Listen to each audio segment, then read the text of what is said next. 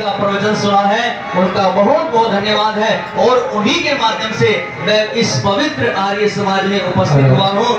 तो आदरणीय जिन्होंने इस पवित्र आर्य समाज का जो निर्माण किया है, उनको मैं कोटि से धन्यवाद करता हूँ।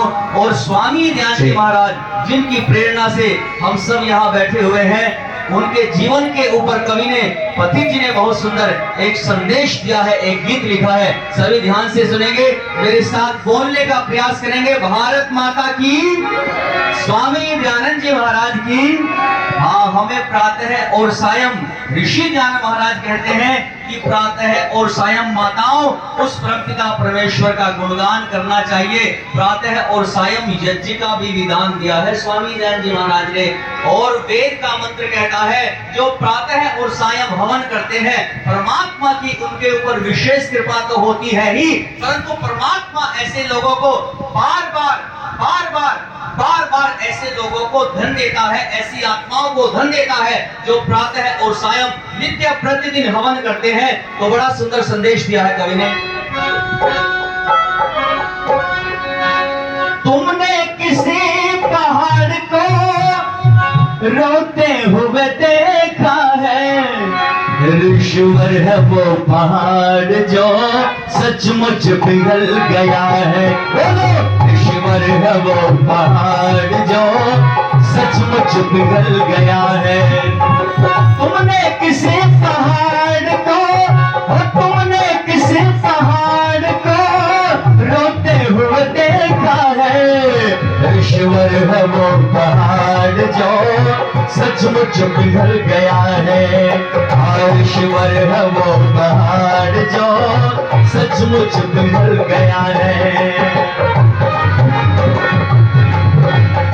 छोटी बहन की मौत ने सबको बड़ा रुलाया, छोटी बहन की मौत ने सबको बड़ा रुलाया।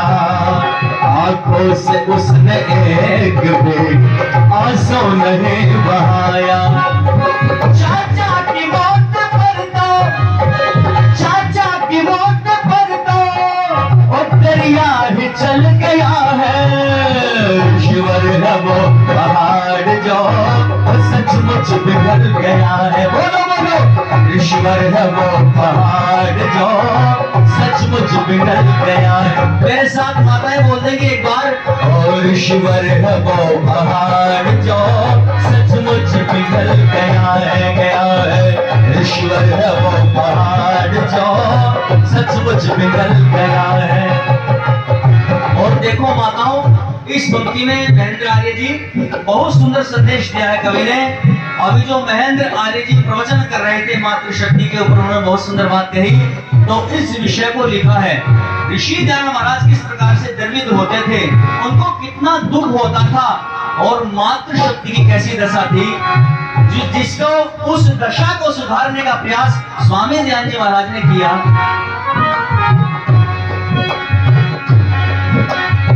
देखा प्रभास, देखा प्रभास तीर्थ पर एक दिन वहां विचरते। देखा प्रभास तीर्थ पर एक दिन वहां विचरते।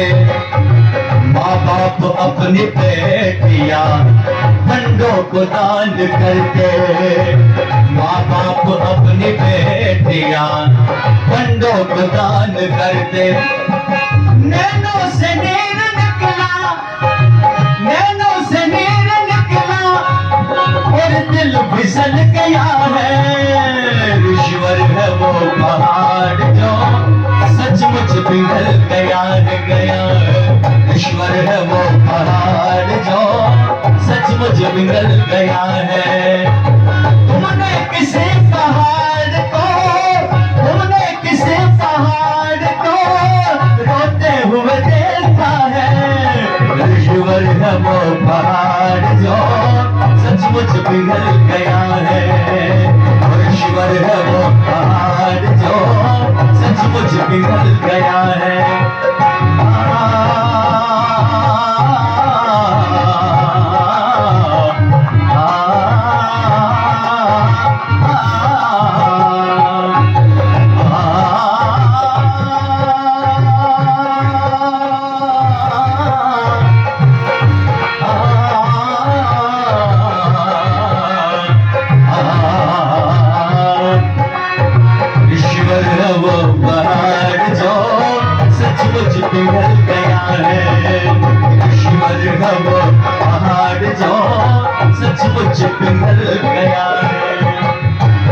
अगली बात बड़ी सुंदर है।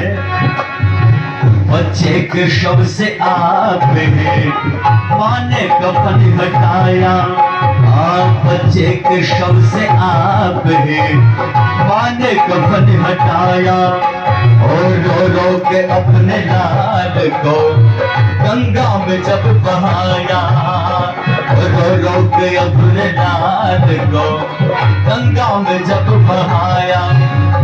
यह दृश्य देख कर तो, यह दृश्य देख कर तो तन मन फिसल गया है। ईश्वर है वो पहाड़ जो सचमुच पिघल गया है। एक बार माताओं, मेरा निवेदन आपसे, ऋषि जान महाराज के विषय में बड़ा सुंदर भजन चला है, मेरे साथ एक बार इस गीत के लिए गुणगान करने की सभी माताओं से निवेदन है।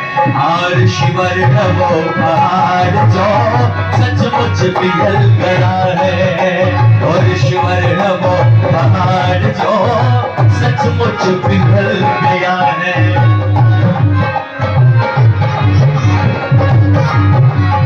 भारत की दुर्दशा ने ऐसी दशा बनाए, भारत की दुर्दशा ने ऐसी दशा बनाए, पल भर न चैन पा सका सुख की न नींद आए, पल भर न चैन पा सका सुख की न नींद आए। फिर भी पति के हमारा, फिर भी पति के हमारा नक्शा बदल गया है, गया है। ईश्वर है वो पहाड़ जो